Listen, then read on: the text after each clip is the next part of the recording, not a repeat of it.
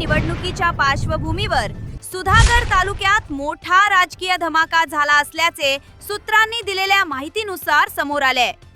आतापर्यंत जे राज्यात नव्हे तर देशात घडलं नाही ते सुधागड तालुक्यात घडलंय।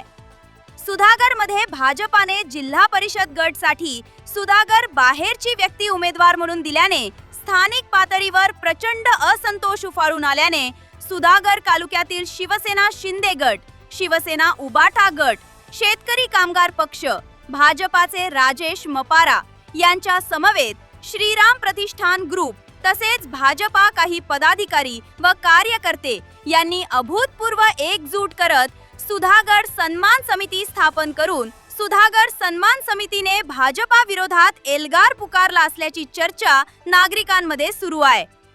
तसेच सुधागड सन्मान समिती वतीने जांभूरपाडा जिल्हा परिषद गटातून शिंदे गटाला उमेदवारी देण्यात येणार आहे, तर जांभूरपाडा आणि परळी पंचायत समिती गणातून शिवसेना शिंदे गट व ठाकरे गटाला उमेदवारी देण्यात येणार आहे।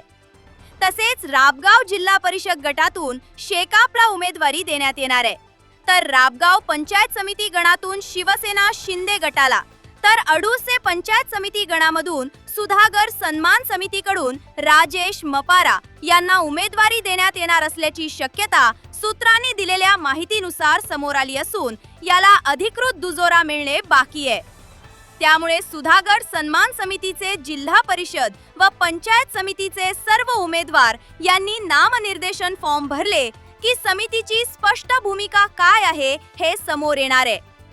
सुधागड सन्मान समितीने मोठा धमाका तर केला, पण त्याचा परिणाम विरोधी पक्षावर कसा पडणार आणि देशात सर्वात बलाढ्य असणारा पक्षाला सुधागड सन्मान समिती जिल्हा परिषद व पंचायत समिती निवडणुकीत झुकते माफ देणार का हे पाहणं अतिशय महत्त्वाचे ठरणार आहे।